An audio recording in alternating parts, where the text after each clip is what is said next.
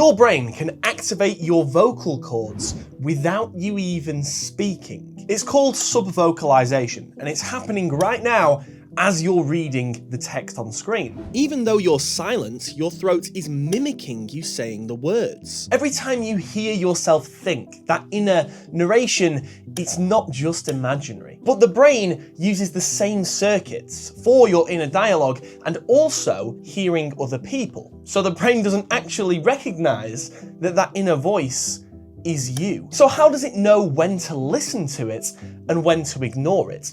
And how does it help you solve problems better than people who don't listen to it? Well, psychologists have studied this, and it turns out that your inner voice is kind of like a mental scaffolding. In one experiment, for example, people were asked to do complex logic problems, like finding out who's telling the truth in a room full of liars. And half of the people were allowed to use their inner voice. They were literally talking themselves through the steps in their head, where the other group of people couldn't do it. They had to suppress it. And the result was obvious. The people who used their inner voice consistently outperformed the other group. Their thoughts were clearer, their working memory was more stable, and overall, their decisions just had an air of confidence about them. It's almost like your inner voice creates a private workspace that allows you to test possibilities in your head without making a move. But this is where things get a bit more interesting,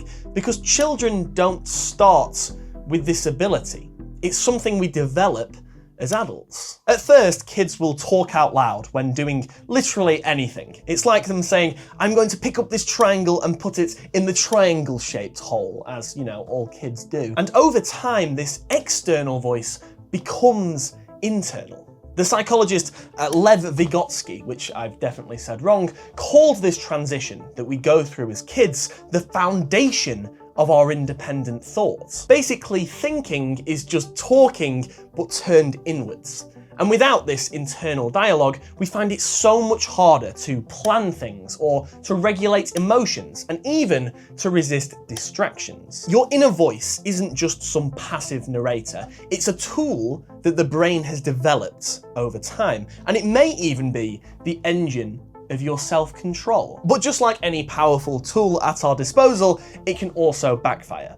Because that same tool that helps us to plan things can also trap us. That private mental space that you have, the one that lets you hold and replay thoughts, can turn into a loop. And when that loop gets stuck on negative thoughts or even imagined threats, it's something psychologists call rumination. Your inner voice starts repeating these doubts to you, these worst case scenarios and past mistakes that you think about laid awake in bed all night. And because your brain uses the same circuits for when you're talking to yourself and hearing someone else talk to you, these thoughts feel intrusive, like someone is talking at you. And this is the foundation for intrusive thoughts. Those sudden irrational ideas or fears that pop into your head, they almost feel like they don't belong to you.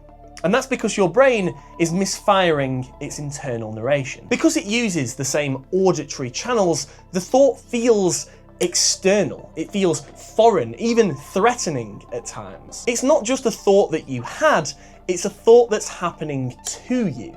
And that's why they're so hard to shake. The more that you resist that thought, the more that the brain tells you its significance, and then the louder that thought gets. That itself is another loop. And I covered this more in detail in the video that I did on is there a limit to how smart you can be. If you're more interested in that, it'll be up there somewhere. So intrusive thoughts themselves aren't dangerous, but the way that your brain processes them makes them feel real and urgent. Almost like they're sat outside of your control. This is why overthinking can feel so exhausting, because you're not just thinking, you're running a full-on conversation in your head that the brain thinks is a real conversation. And unfortunately, unlike real conversations, they don't have an end. There is no resolution. It's your brain being stuck in a loop. In people with anxiety, depression, and even ADHD, this loop becomes even harder to break, because this method that you used to plan and to self-regulate now hijacks your attention and your emotional energy. And the scary part is that you're so familiar with it, you don't even realize that it's happening. So how do we break this loop? And how do we do it in a way that saves the benefits that we get from our internal dialogue? One strategy is to become aware of the pattern of our internal speech. Research shows that simply recognizing when your internal voice becomes repetitive is the first step to regain control. You don't need to silence it per se, you just need to become aware of it. I mean, athletes, musicians, even surgeons will use deliberate inner speech in order to boost their performance. They'll use phrases like, come on, you've done this before, breathe slow, you've got this. They'll do that on purpose. And that's not delusion,